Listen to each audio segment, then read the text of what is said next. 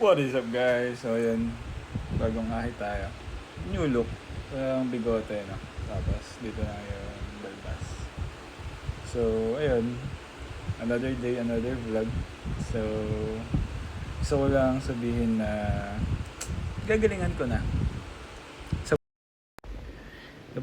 napanood ko yung video ni Bugoy na Koy Koy. Sabi niya, kailangan malupit ka para maging paboritong anak ka ni G.O.D. And totoo naman, 'di ba? Kasi kung kahit naman siguro sino, ang paborito niya anak is yung taong nag-excel, nagsusumikap, matapang, ginagawa yung sinasabi niya, may isang salita.